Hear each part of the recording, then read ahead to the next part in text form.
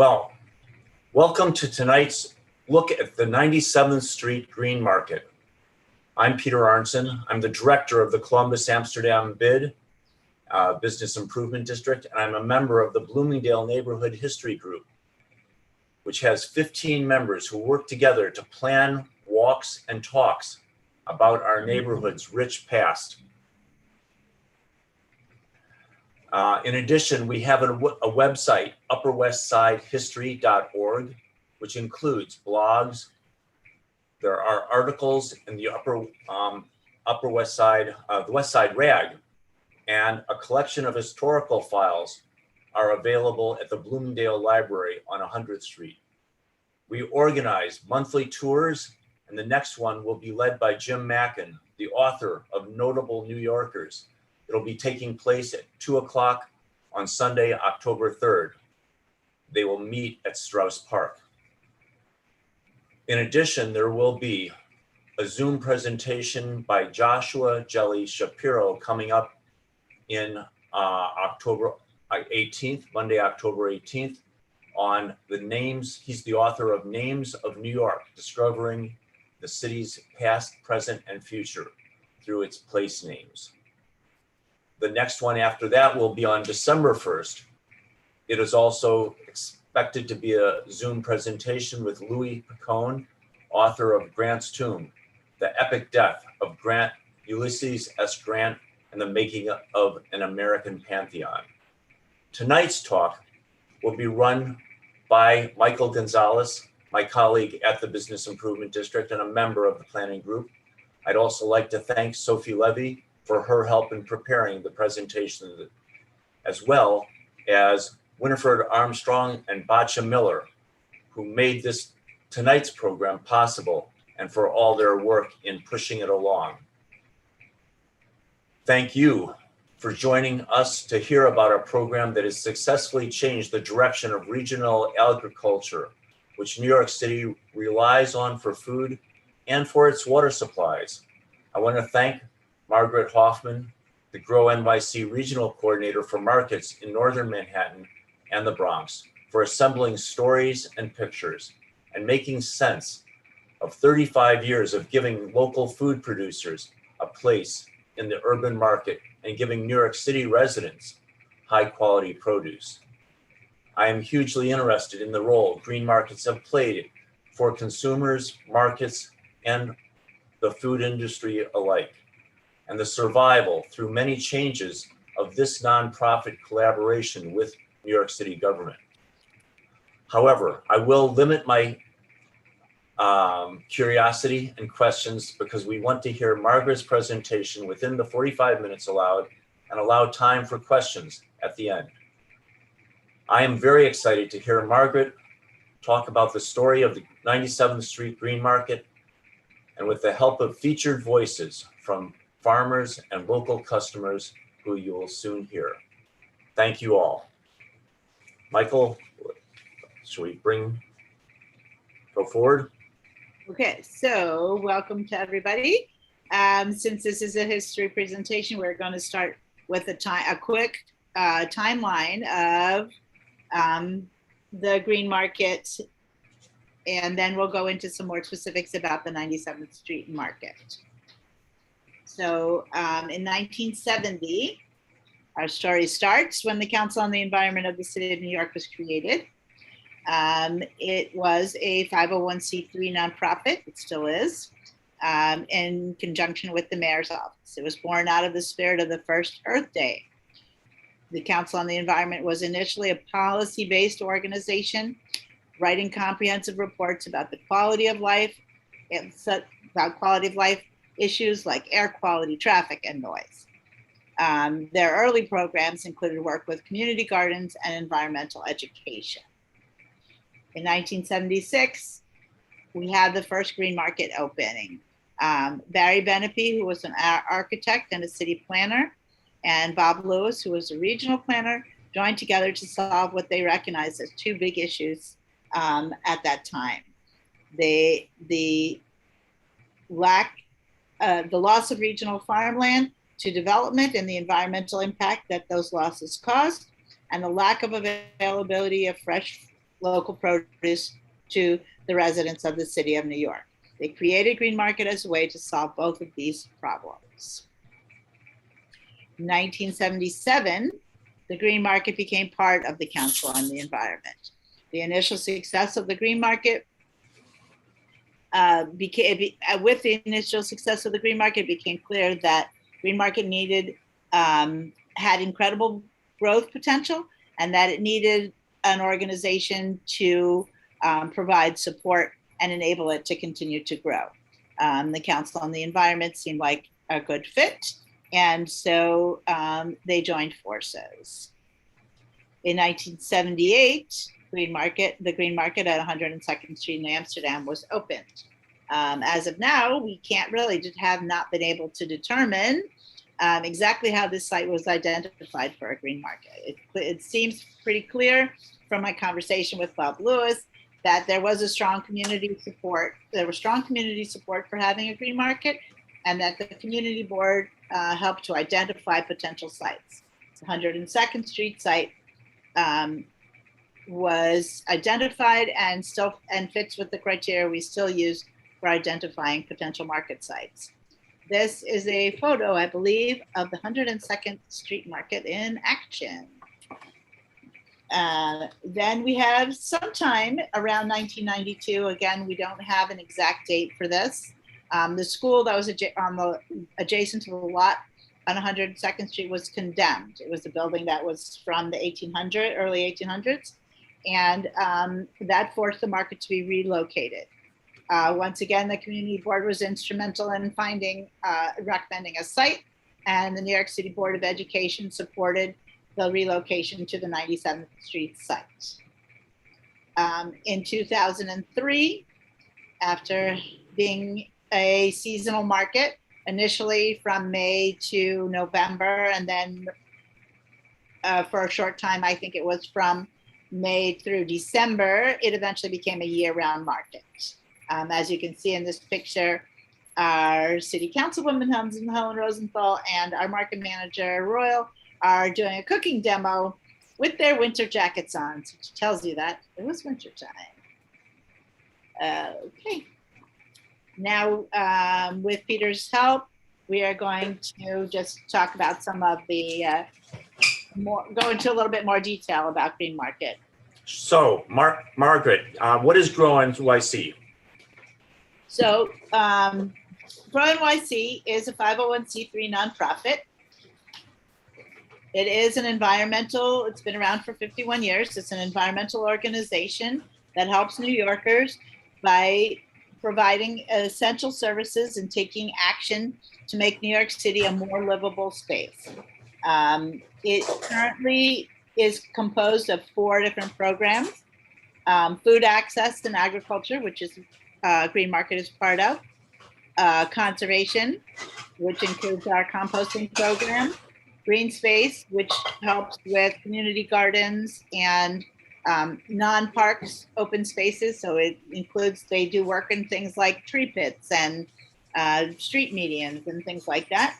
And then education. Education includes both children and adult education on all types of environmental issues, as well as things like nutrition and food access.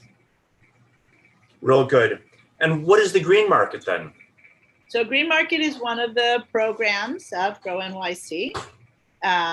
So we are a privately funded and grant funded program, and we're a mission-driven nonprofit. We have a 2-pronged mission. One part of our mission is to keep land in our region in agricultural production.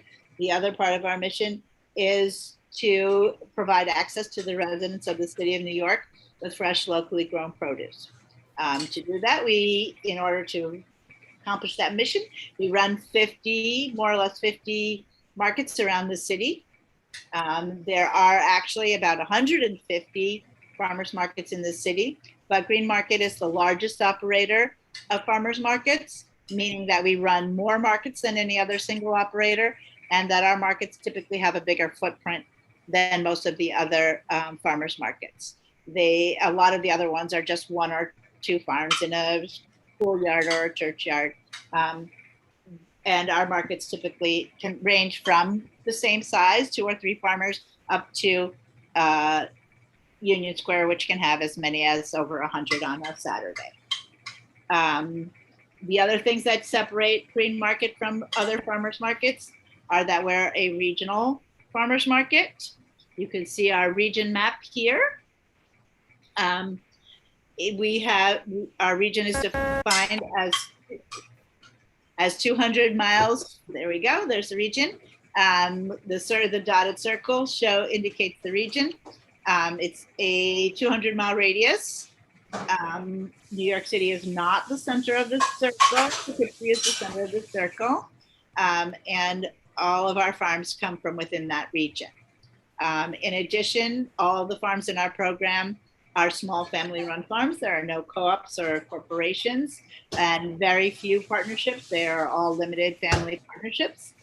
And then the last thing that separates us from the other farmers markets is that we're what's known as a producer only or primary producer market.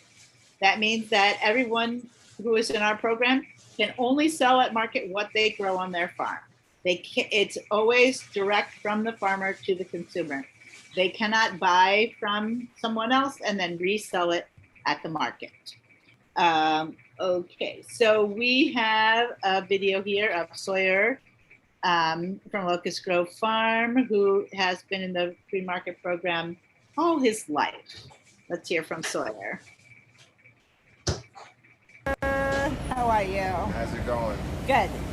Can you tell us your name and the name of your farm? My name is Sawyer Kent, and the name of the farm is Locust Grove Fruit Farm. Okay, and what are the primary products that you grow on your farm? So primarily we're apples, but we start all the way in strawberry season in June and grow cherries, peaches, plums, all the way into apples and pears. Okay. Grapes and sweet corn, just about anything you can grow as far as fruit goes. Okay. And what generation are you working on the farm?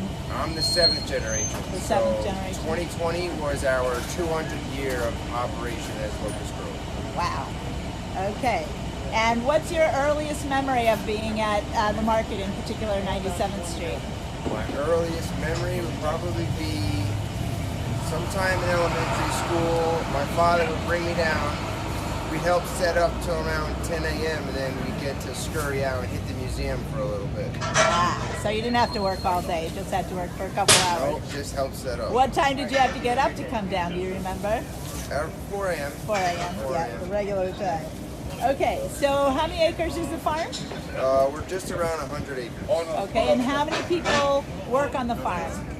Well, family members, it fluctuates, but it's usually around like 4 or 5 family members. And other than that, on-farm help is around 6 or 7. And then markets would have another 6 or 7. Okay. And what do you personally hope to contribute or change going forward in the future? I really just hope to keep it going, you know. They've been going for 200 years. I hope to, you know, set it on the path for another 200 more. Right, but I hear from your dad there's some changes coming? There is. He just built a brewery on the property, and hopefully hoping to open this fall, and my girlfriend will be managing that, so I'll help with what I can. Keep it in the family, huh? Yeah. And the other thing I heard is you have some bees buzzing around up there? We do have some bees. We got into honey a few years ago now. My father has handed it off to me, so I'm trying to figure it out as I go, but it's fun, it's interesting, definitely keeps you on your toes. Right. Great. Okay, thank you very much. You're welcome. So Margaret, that's great. What is? Wait, I think we have a picture here. We have a picture Yes. Chip as an elementary school child at the market with his father, Chip. So I'm pretty sure that Sawyer is the child with the baseball cap, interacting with a child from the city who is shopping at the market. So there you have the proof that the story was actually what happened. Excellent. So what has the impact of the farmers markets had on the sustainability of small farms in the surrounding areas? So, okay. The program has been very successful in terms of keeping farmers farming and keeping land in agricultural production. We have over 200, almost over 225 farmers in our program currently, and that represents 18,500 acres of land currently being cultivated, and another 18,000 acres of land that are under stewardship, which means that they will always be protected from development and kept for use as agricultural land. So we have a video here from Jeff Bialis, who also grew up basically on the farm as a farmer.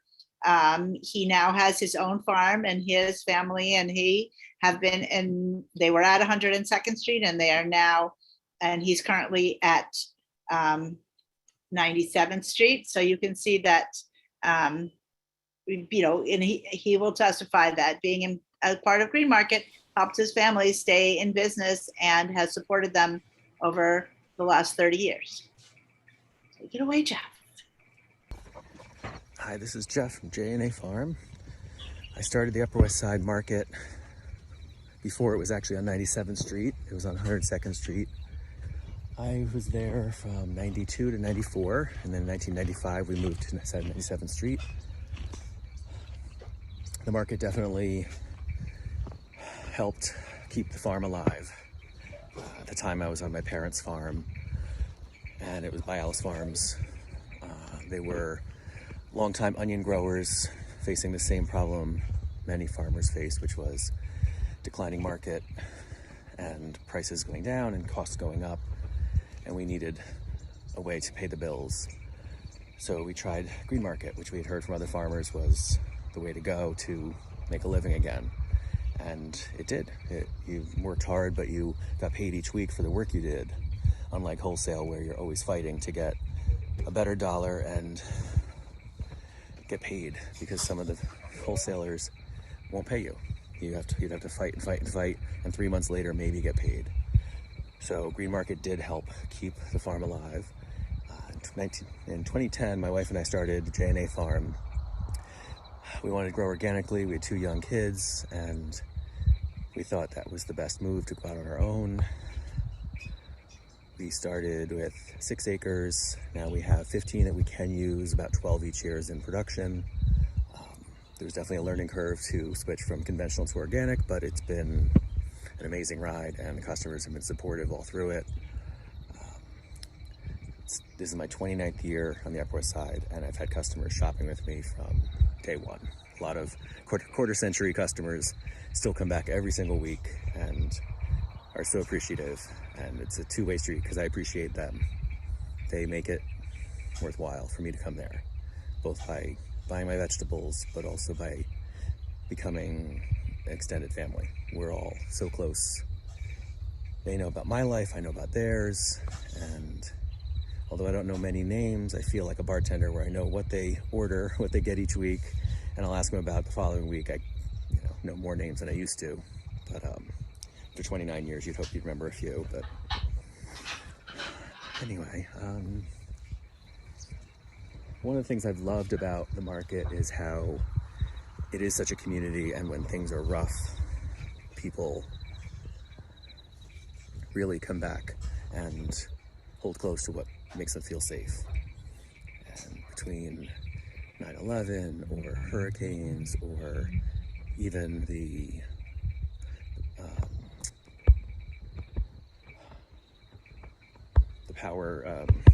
blackout back in the early 2000s, every time something big happens, and in COVID, people come to the market and are just so thankful that we're still there. So thankful that we're still feeding them, giving them that thing that brings them food, but also security, safety, knowing that things are going to be okay because the market's still there. And it does that for me too. I've had a lot of hardship in my life, but the market always brings joy. And a thank you to everyone who's shopped with me over the years. It means a lot. Thank you.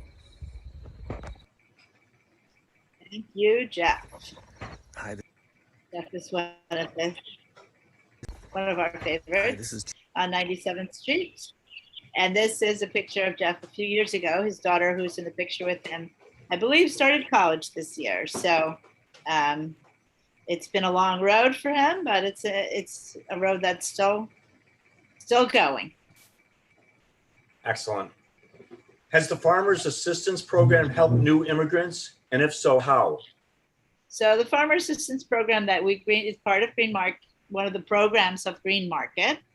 It started out in 2000 as the New Farmer Development Project, and it was originally started to help immigrant farmers become established in our region and to keep more land in agricultural production and provide a source of livelihood for those farmers. Over the years, it has grown and developed, and it is now called the Farmer Assistance Program, and now offers a wide range of assistance to all of the farmers in our program. Not just to new farmers. So it offers everything from a farm beginnings course where people can learn how to become a farmer, all the way up to succession planning for farmers who are ready to retire and would like for their land to be kept in agricultural production. There's legal assistance, there's marketing assistance, there's food safety, all kinds of assistance offered at a variety from mostly free, and in some cases there's a small fee associated with it. So it has been tremendously helpful. And I think we have a video here of Jorge Carmona, who's one of the farmers at 97th Street. And he was an early farm person in the New Farmer Development Program. And he has been been very successful and been at 97th Street for, I believe, 14 years. Let Jorge will tell his story. Hello everybody, I am Jorge Carmona. Right now I am working in the farm. Today picking for the market tomorrow. I go into the 97th Street and Cortelia and Forest Hill Farmers Market. I think so it's around 14 years ago I start. When I start with a small space with a few things. Little by little I get more experience, and with the support of the New Farmers Development Project, I can get in. I receive training also. I visit many farms. It's for me great experience to go into the farmers market. Right now is my lifestyle because I working very hard in the farm. When I go into the market, I forgot all the pain, all the tires. Then for me it's a pleasure to go in there. Very nice people. This is the farm a little bit. There are two owners before. I am here maybe 12 years because I get three places, a small place in each one, because it's hard to find farm for rent. Because the people needed the land, I get a small space. Right now, this farm has maybe 48, 50 acres, and I have agreed with the owner. I had maybe 50% of this land. It's very nice farm.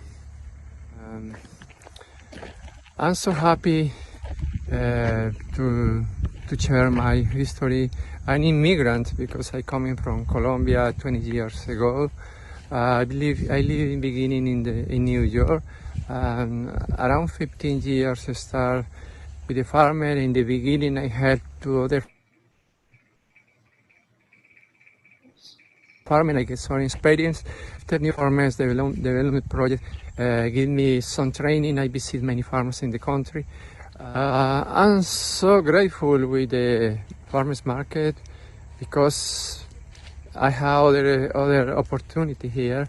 In the beginning it was very hard, but right now I'm working in that. I'm happy because I'm making some income, and I am the owner of my business, owner of my time.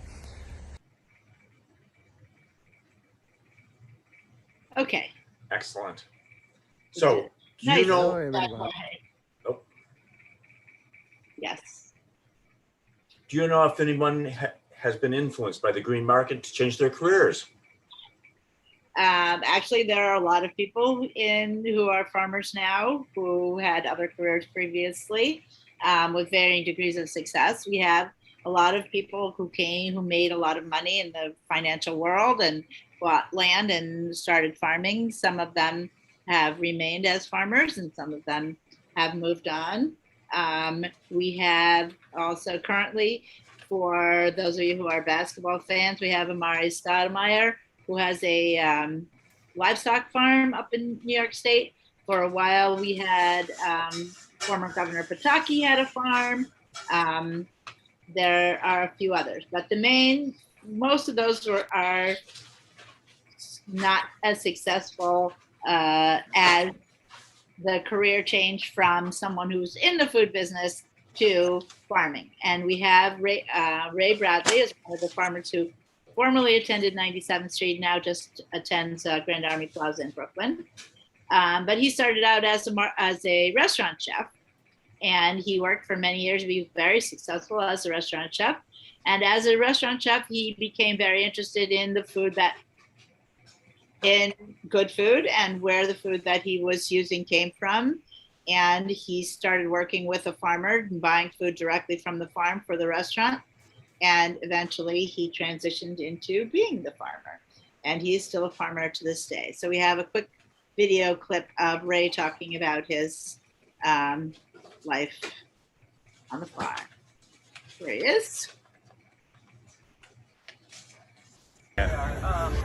I was working at the restaurant at Bouley's in the city, and I was buying the produce from the Green Market farmer, which is Frank Local.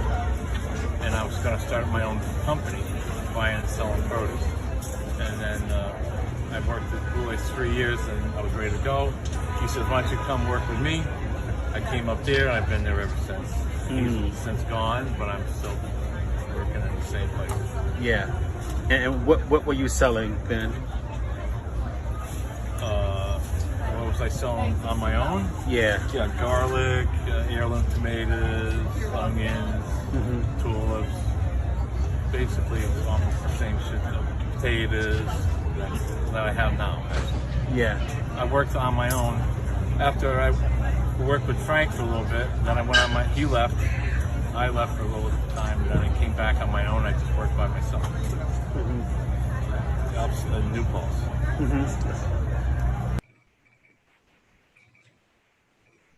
Okay, so Ray Bradley, and here's Ray at the 97th Street Market. This is probably about 5 years ago. And you can see he's right next to Locust Grove, although that fruit is actually Locust Grove's fruit, but Ray's product he's in the background there, and his stuff is right next door. Excellent. So how did this market come to be? We're now going to shift to questions focused on 97th Street.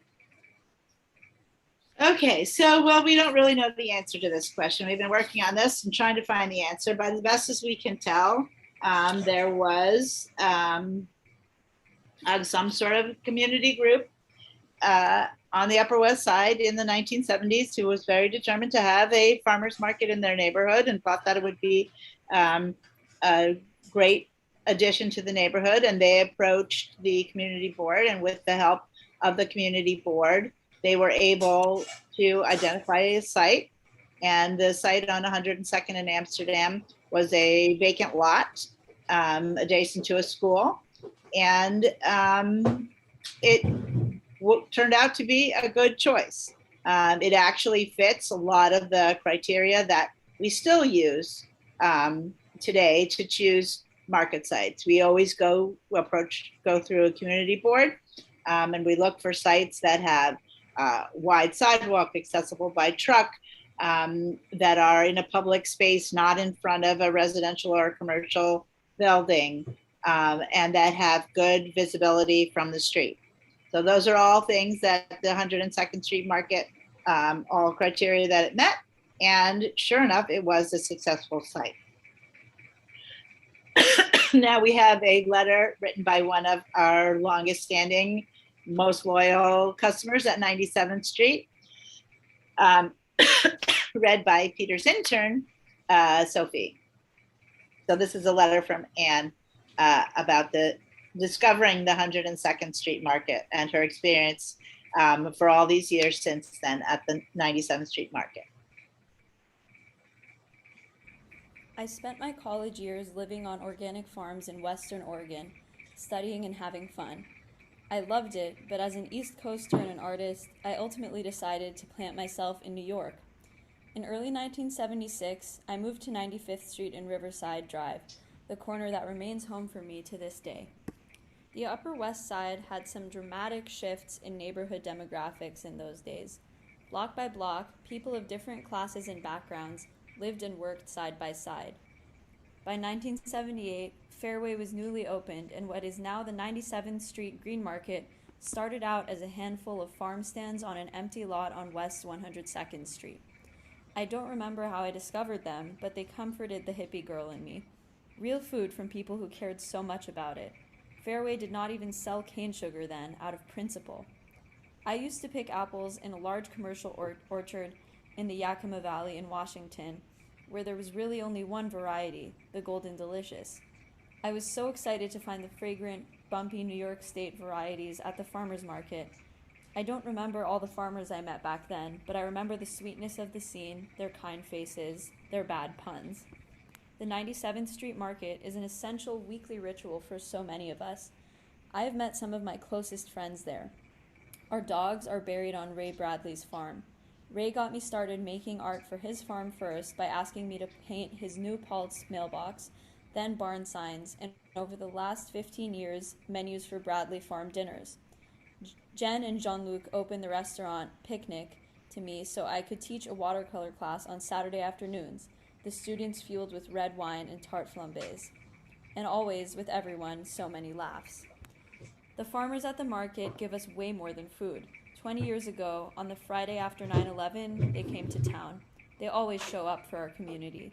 The market meeting place, that gentle jazz-serenaded neighborhood stop, gives us roots and grounds us. We are so grateful to the founders of this program and to all who through so much work make it thrive. Thank you. Thank you, Anne. Yes. Very eloquently put. So how many farmers were represented initially, and how has it changed? So initially, I believe that there were about 8 farmers on 102nd Street, or that it grew to that size. We now have close to 20 farmers on 97th Street.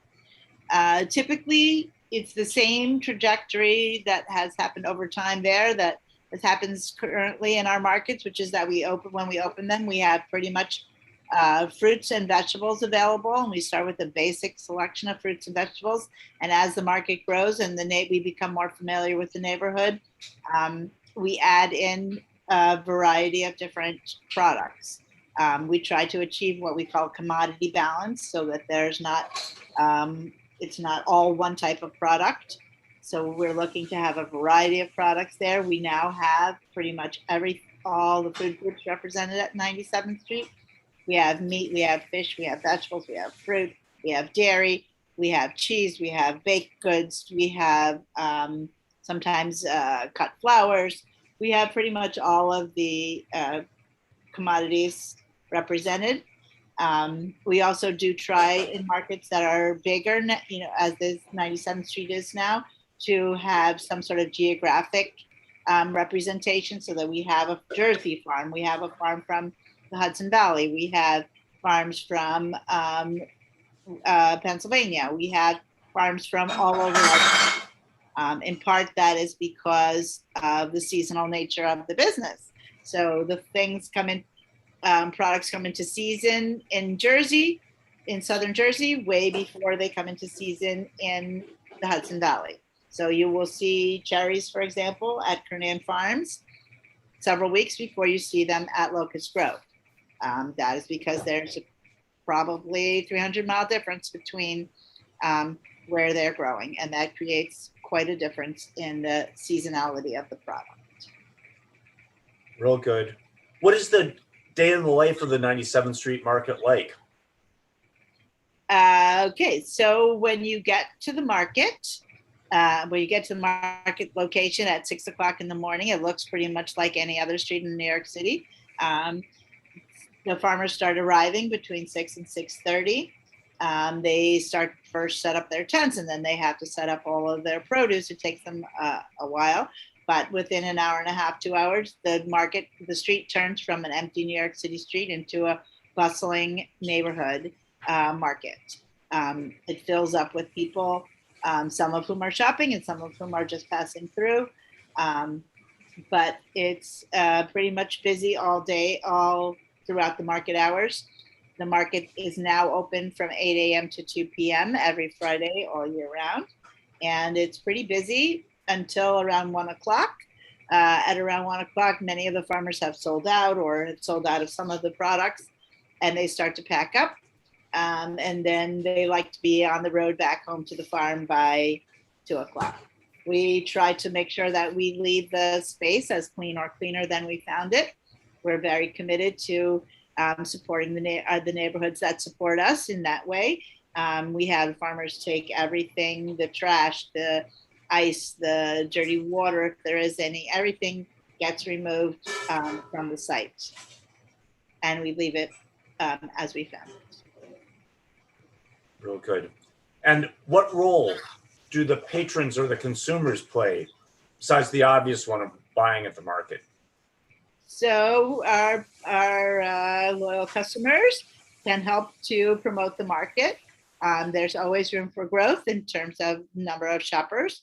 So it's something, we are a nonprofit organization. We don't have an advertising budget or much of a budget for promotion.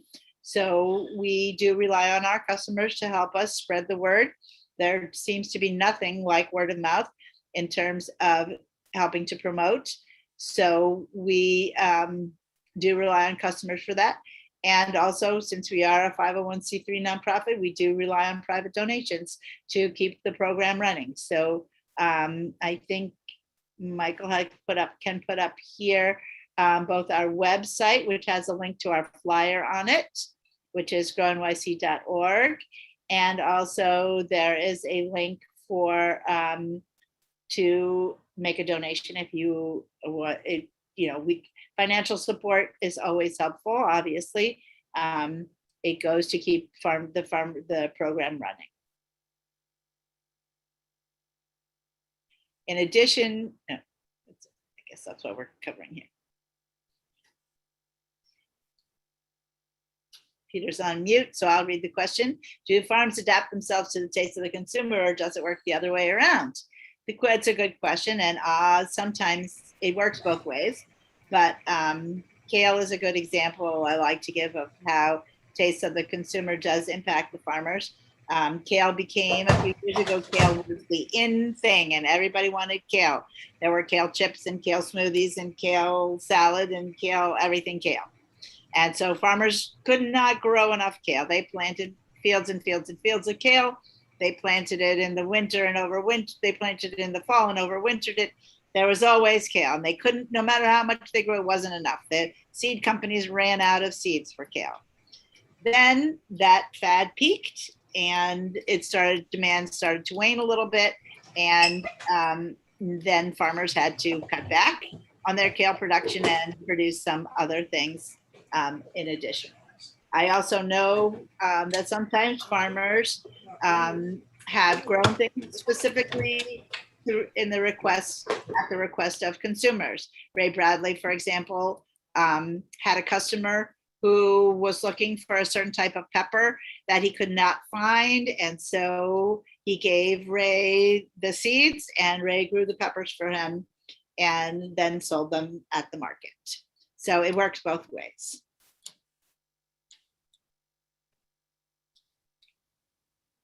Themselves to the up. What has been the effect of the market on local businesses in the Bloomingdale area? Well, this is your topic of your area of expertise, Peter, but I will speak a little bit to it. The data supports the fact that on the days when the market is when farmers markets are in operation in any area, and in New York, it's no less true. The local businesses do better. It's always the best day of the week for the local businesses as well. The farmers market draws customers to the area. It creates, people are out shopping. They also patronize the local businesses. We also obviously have a special relationship with food businesses in the neighborhood, particularly restaurants. And we have restaurant chefs. We have over 70 chefs, a list of over 70 chefs that shop at the market, mostly Union Square, but there are neighborhood markets, neighborhood restaurants that shop at their local neighborhood restaurant. A few years ago, we had a program to help promote both the market and some local restaurants, and it was called Chef Tours and Tastes. And chefs from neighborhood restaurants came to the market, gave a tour to some shoppers, explaining what they buy, what they look for in produce, how they buy it, and talk about how they use it in their restaurant. Then they all went back to the restaurant and enjoyed a meal made from the products purchased at the market. I think you can see here a poster for that event that was painted by Anne, whose letter we heard earlier. I think we have that picture somewhere. Here it is. Chef Tours and Taste. She's a watercolor artist, and so she did a beautiful job for us to help us promote both the market and the restaurants. And as you can see, the other picture is a menu that she did for Ray Bradley. Not only do farmers markets support the neighborhood where they occur and the New York City neighborhoods, but they also support the local community where the farms are. The more successful the farms are, the more those communities can flourish as well. Here's a dinner that Ray Bradley did, a series of dinners on his farm, which brought people from that community together with people from the New York City community who came up to the farm, and brought business to all of the local businesses adjacent to the farm. So it really supports farmers markets, support community, both surrounding the farm and surrounding the market. Beautiful. How have you created and implemented COVID protocols, and how did the community respond? We spent a lot of time last year on COVID protocols. We tried to create a safe space for shoppers to get the food that they needed, and a safe space for farmers so that farmers felt safe coming into the city. It took a lot of time and energy and a lot of sort of on the ground. We were constantly having to change and adapt our ways of doing things. I have to say that the 97th Street customers were extremely good about learning and taking care and looking out for their neighbors throughout the whole time. We had I would say every week, even though we had lots of long lines and people had to wait longer than they were used to waiting. We had every week customers come up to us and thank us for having the market, for creating a safe space, for setting it up in a way that they felt they could shop and they could shop safely. So it was a challenge, but I feel that we were able to rise to the challenge. Yes. What are the effects of the seasons, weather, and traffic on the market? Markets, farmers markets in general, and farming is very, very obviously impacted by seasons. Typically, we look at seasonality as one of the benefits of the farmers market. You can find things at the peak of season in the farmers market if you buy them in the grocery store, they may have been picked before they were at their peak, or perhaps after they were at that peak, or stored till they're after their peak. But at the farmers market, produce is almost always at the peak of season. We also enjoy a range of seasons, from cherries in the spring to apples in the fall. Tomato season is almost over, but it has been a good one. These are the joys of farmers market. things like traffic, weather is a huge challenge these days. Climate change is impacting farming as much or more than any other industry. And just recently we had a hurricane bring a lot of damage to the area. A few of our farms were basically flooded and unable and lost the remainder of their crop for this season. Fortunately, not too many. There was some crops that were specifically damaged by all the water. These are challenges that are getting more and more frequent, more intense and more frequent with every passing year. Things like traffic are the same for farmers as they are for everybody else. You get stuck in traffic. Friday is a bad day for traffic. But farmers typically are driving very early in the morning, so they don't get too much traffic on the way down. It can often take them an hour and a half to come down in the morning and 3 or 4 or 5 hours to get home in the afternoon. So traffic is something that you have to factor into your day. Got it. And what kind of educational program do you have at the market? We have a whole range of educational programs, most of which went completely virtual last year, obviously, but they are starting to come back now.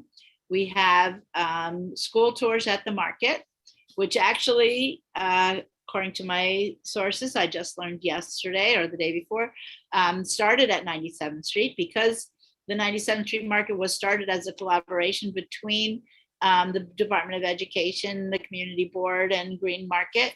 There was a kind of special relationship between the school on that block there, PS 163, and the market. And so once the market was relocated there, the school would bring their students out to come and see what was going on in the market, to learn about farming, to learn about nutrition and where their food came from. And from that, we started a more formalized school tour program. And we have in past years had as many as 60,000 kids go on school tours in a season. Obviously, that was not happening last year and it's not happening currently, but it is gradually coming back. We also have adult education programs. We have environmental education programs. Some of the programs are programs where we go into the schools, and some of the programs are programs where kids come out to the markets. You can see all of the list of educational programs on our website. And I think we have a couple of photos of me giving some school tours at the 97th Street Market. These are just from a few years ago, but yeah, on the left, I'm talking to the kids about spaghetti squash, getting ready to give them a little sample. And the picture on the right, you can see, looks like it was a pretty cold day, but the kids are out and they're pretty interested in learning about where eggs come from. So it's been a very successful and it's a very rewarding program. And well used during this time. How do farmers find people to work at the stands? So, what I recommend to people who are looking for work is that they go and speak to the farmers directly. Farmers, a lot of times farmers are hiring people who are their regular customers. They also, word of mouth is a very strong influence in this. They hire one person and that person knows somebody else and somebody else and somebody else. So the workers in the stand, most of them do live in the city, and they come from all different sources. We actually have 2 listings that we keep. One is on our website, which is a list of farmers who are looking for workers. So people can, hopefully people will look at the website and maybe they can find a job and a good match with a farmer. There's also a Facebook group where both people looking for jobs and farmers, people for looking for jobs can look or list themselves, and farmers can list jobs that they have. So the people come from all over the city. Yes. How can we increase the rate of redemption of food stamps at the market? So you can see here a picture of food stamps, the way food stamps, I think this picture is actually from 102nd Street. It's Locust Grove Farm, definitely. Chip is in the background there, selling, and the person in the foreground is using their food stamps to buy at the market. Originally, food stamps were a paper coupon. As you can see, this person is paying for the paper coupon. It was relatively easy, and the customers paid the farmers with their coupons, got the fresh produce, the farmers got the income from the food stamps, and it was all a good and easy program. When food stamps became an electronic program, both the farmers and the consumers were cut off basically from the program. There was no way for the farmers to accept food stamps and no way for the consumers to use them. So the farmers lost the income and the consumers lost the buying power for fresh, locally grown produce. So Green Market took it. We had to figure out a way to reconnect the farmers and the food stamp users. And we came up with a token system that we use today. We've been using this system for the last 15 years now. So it's been around for quite a while. Basically, we have the technology. We swipe the card, we give the consumer tokens. They take those tokens and buy their produce. And then we redeem those tokens from the farmers and reimburse them for the product that they have sold. It's a pretty seamless program right now. It's quite well used. 97th Street has a pretty high redemption rate, but it's still every day we have new food stamp users who don't know how, are not familiar with the program. So again, it's a word of mouth kind of thing, spreading flyers. If you know somebody who's involved in a organization that helps people with food access, please share the information with them. All the information is on our website again. Nice, that's such a great program. How does composting program at 97th Street Market work? So the compost program is part of one of the other programs of Grow NYC, the conservation program, is which deals with all types of recycling, and composting is one of the big. Composting and textile recycling are two big programs for them. At 97th Street has had the compost for quite a while. During the pandemic, it was suspended, and across the city, compost was not being collected anywhere. It is now coming. It has now come back to 97th Street and coming back to some other locations. The composting program is supported by the Department of Sanitation, in addition to Grow NYC. So to a certain extent, we have to work within their guidelines. The biggest issue seems to be, from what I can tell, that we, as a city, produced way more organic waste than we can process. We don't have the open space needed to do the processing of that volume of food scraps. So it's an ongoing challenge to find places to process the food scraps. It is something that goes on year round. It's hugely popular. It started out slow, but not that slow.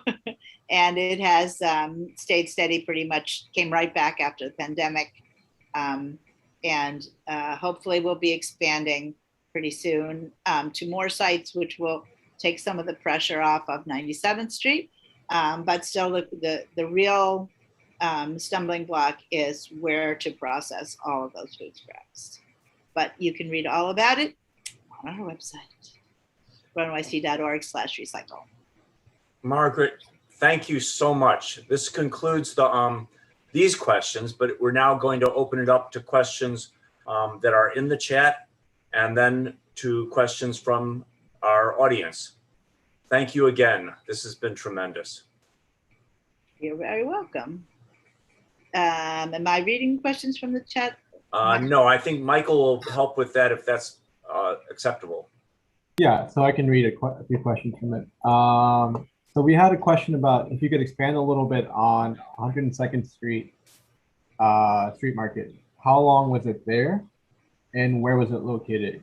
Seems like we didn't. Okay, so it was located on 102nd in Amsterdam, in what is now the schoolyard for the West Side High School, and it opened in 1976. I believe that's what. And it went. That is really a 1978. I'm sorry. So opened in 1978, and we don't not 100% certain which year it ended. And then it moved from 102nd Street to 97th Street, somewhere between 1992 and 1995. I suspect that part of the confusion may have to do with the seasonality and the years, because sometimes, a permit will be issued in one year, which really takes effect for the following year. So it got somehow or other has gotten a little confused. But between 1992 and 1995, it moved to its current location, 97th Street between Columbus and Amsterdam. Thank you. Can you tell us more about your background? Where did you grow up, and how did you get involved with Grow NYC? I grew up in New York City, and I was actually a shopper at the 102nd Street Farmers Market when I first moved to the West Side, and I had my own little catering business, and so I would buy at the farmers market actually. And then I got into the food business, and I worked as a restaurant chef, and eventually owned a restaurant here on the Upper West Side for about 10 years. Positively 104th Street, some of you may know it. And then I worked in food service. I've been in the food business for pretty much my entire life. And at some point I was looking for a job, and I saw a listing for a green market. It said green market manager. And I was like, I can do that job. And then I sort of worked my way up, just started as a market manager on 97th Street and the Columbia Market on 115th Street. And then as the organization grew, and we had only about 35 markets at that time, and then we opened new markets, and as the organization grew, our staff grew, and there was a position for regional coordinator, which is what I am currently. Okay. Someone mentioned the organization that the 97th Street Market in particular had was extremely impressive, especially during the pandemic. Do you know if the same protocols were used throughout all green markets in the city? Well, the protocols were different, and setup is always different at every market because the physical layout of the market is different. 97th Street has a very wide sidewalk, so we had a system there that was able to be used because of the layout of the sidewalk. Many of our markets are on very narrow sidewalks, so we had to use a slightly different kind of system, but we were looking to achieve the same goal. We were trying to create access to each farmer's tent for all the shoppers while enabling them to maintain the 6-foot distance. So the answer is yes and no. Honestly, I only really familiar with the layouts in my region, but we had a version of what we did at 97th Street. We did at every single market, but we had to tailor it to every single market. Different neighborhoods were different layouts were different. Some markets we have only 5 producers, other markets we have 20. 79th Street, we have 40. So it was different in every different location. Okay. So we have a question from Wynn Armstrong. Well, more of us mentioned about the 97th Street Jazz Trio. And it seems like lately there seems to be a new group. They're not Grow NYC groups, but they become a regular feature around the market. Is this typical of markets all across the city? No, not again. It has a lot to do with the physical space. Most of our markets just don't have space to put music because we have a wide sidewalk on 97th Street. we have the ability to do some things that we can't do at many of our sites. Okay. And then can you mention the 97th Street Market hours one more time? 8 a.m. to 2 p.m. But obviously, with all farmers markets, the earlier you come, the better. We really paid a lot of attention to this during the pandemic because lines were so long and people were constantly asking us, what's the best time to come? What's the best time to come? Because people wanted to avoid crowds and yet they wanted to have access to all the products. So I would say that to come to the market between 8 and 12:30, 1 o'clock is definitely the ideal time. Don't wait until 2 o'clock because the farmers are packing up and they're already in the mindset of have to get on the road and deal with the traffic. So earlier typically is better. So another question about the decision of where the green market should go. Why did the Board of Ed have an influence on moving the markets from 102nd Street to 97? Both spots were owned by, well, both spots are in front of Board of Ed sites. I believe that the lot on 102nd Street, from what I can tell, was actually owned by the Board of Ed. It was a schoolyard originally. That was a school build. It was an elementary school from around 1800 until the late 80s when it was condemned and then renovated or reconstructed as the current site. And partly because we had a relationship, I guess, with the DOE already. When the 97th Street site was proposed, Green Market reached out and the community board reached out to the Department of Education again, because that is also a school site. While they don't have complete control over the sidewalk, we always want to be a good neighbor and be part of the community. That's, we're the guest, and we want to make sure that we have a good relationship with whoever is alongside of the market. Okay, and then when you did have recipes that's available at the market, how did you choose what recipes would be presented? Well, I used to tell we don't do it anymore, but we're gonna be back to doing recipes soon, I hope. Basically, I do the same recipe every single day. The recipe is called "What's Good at the Market Today." So we would we would print recipes based on what we knew from being at the market week after week would be in season on a given day, or what we hoped. And there were always days when you planned to make something with okra and there was no okra in the market that day. They forgot to put it on the truck, or it got ruined in the rain, or whatever the reasons were. But we rebounded and always made something that was available in the market. So we base our recipes based on peak of seasonality, whatever was at the peak of seasonality at that particular week. Things that were well represented in the market. If 2 or 3 farmers had a product, we would typically try to do a recipe with that product. Sometimes a farmer would come to us and say, I can't sell any okra today, or I can't sell any kohlrabi. Then we would do a demo, with a cooking demonstration with that product to get people familiar with it and hopefully encourage them to buy more of it. Thank you. And then since it seems like no more questions are up at the moment, if anyone... Michael, I'd like to break in for a second. Sure. Margaret, you've had to move the market at 97th Street at least twice. Once from Amsterdam over to closer to Columbus, and then over on the east side of Columbus as different construction projects were going on. Yep. That took a lot. Do you want to talk a little bit about that? I don't really know that much about it at that particular site because I was not there at the time, and there's no one who has, no one currently working with us who has that memory. But I moved lots of markets, lots of times. It's part of having a farmer's market on the streets of New York. It's not a great, it's less than ideal.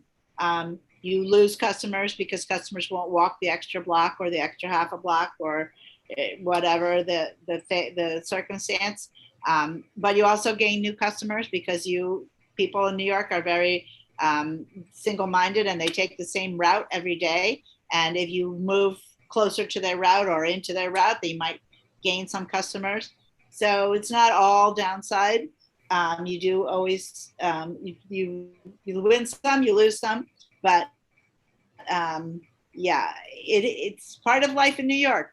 Everybody knows there's a scaffolding one week and next week there's not a scaffolding. Life in New I York. really appreciate that you've survived. So that's good. Go ahead, Michael. Well, we appreciate the ability to have survived, which is as a result of the support of the community. So it's all good. Have you found different tastes when you go to different communities or different neighborhoods? Different what? Tastes? Yeah. Yes, absolutely. Demand is definitely different in different neighborhoods. You know, my region, I have had in my region, currently I have Northern Manhattan and the Bronx, but Queens was part of my region for a while there. And absolutely different ethnicities, different levels of income, different religions, everything, you know, every possible thing that you can imagine influences how people buy and what they buy. And we try to populate markets. We try to become familiar enough with the neighborhood so that we know what it is that the neighborhood is looking for. Sometimes it's a little bit of trial and error, or sometimes we learn by, oh my God, all the cilantro sold out today. We better see if we can get somebody who can grow some more, who has a bigger field of cilantro, can grow more cilantro.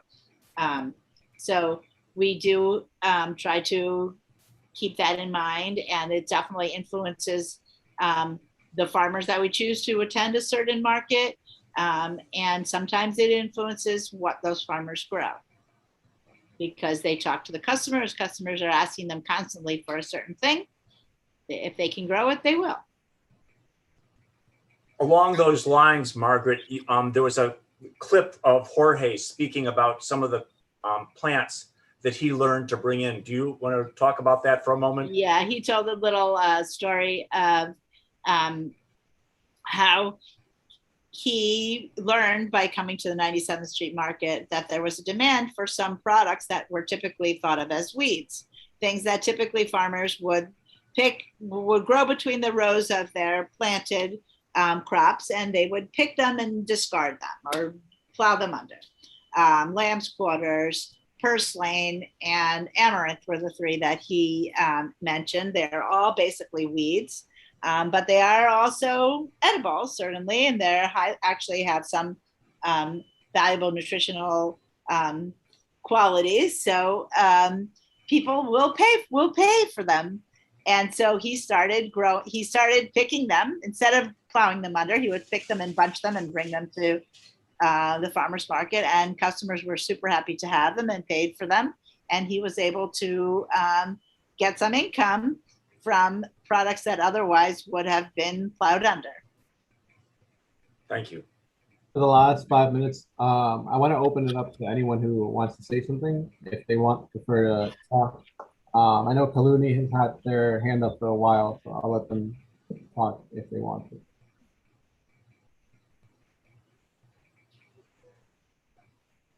But maybe not. You're muted, Kaluni. Unmute. No, sorry, I pressed that by mistake. Sorry. Okay, no worries. All right. Sorry, I don't know how to pronounce your name, so I'm just gonna let you go ahead and do it. Itzhak.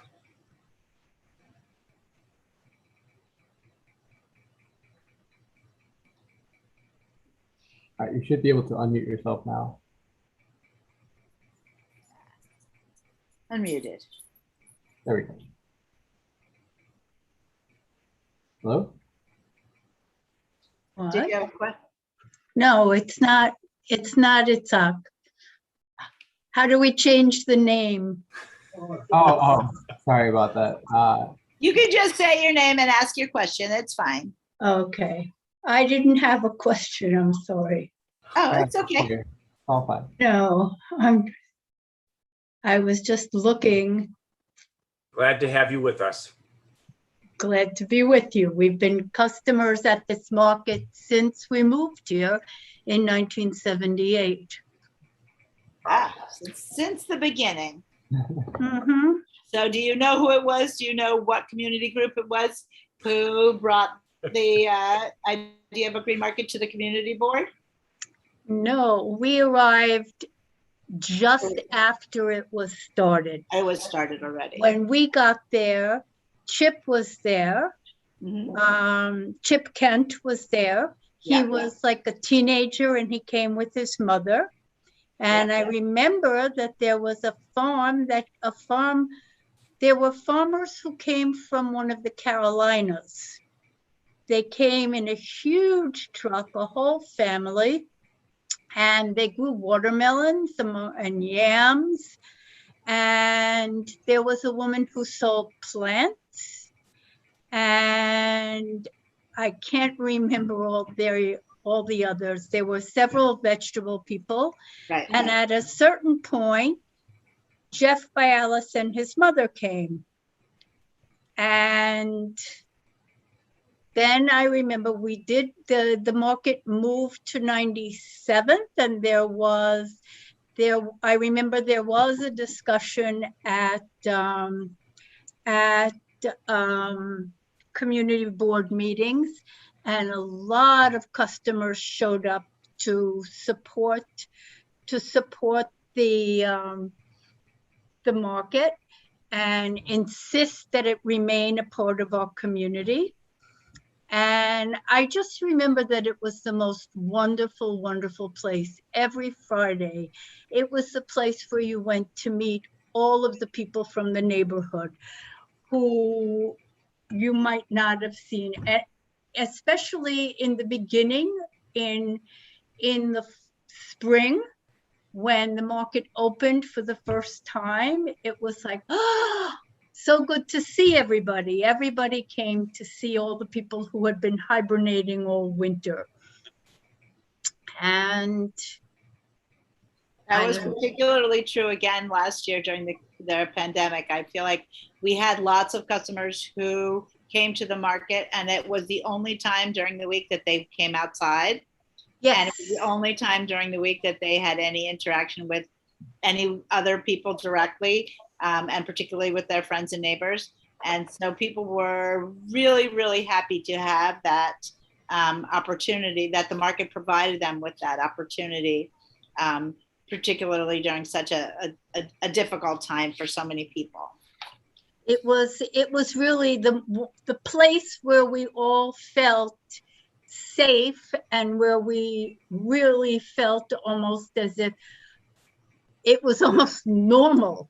We were standing on lines and we were pointing to what we wanted and whatever, but we were so glad to have the market there.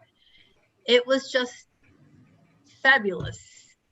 It's like Jeff said, it is a place where all of us feel safe, and a place where all of us look forward to being. Very nice. Great to hear that. So nice to hear that. Thank you. Is that about it, Michael?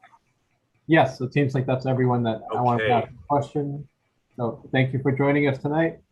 Margaret, I want to thank you so much. I want to thank Michael Gonzalez for making this possible tonight, and the other members of the Bloomingdale Neighborhood History Group that contributed, particularly Win Armstrong and help me, Michael. Who am I thinking of? Bacha? Bacha, yes. Bacha, who's up in Maine, hopefully watching this. So anyway, thank you all. She has internet connection up there in Maine. She rented a room where she would get the connection. She'd have a good connection. Good. Yes. In any case. Well, Margaret, thank you. And we'll look you forward all to seeing you at the markets in the future.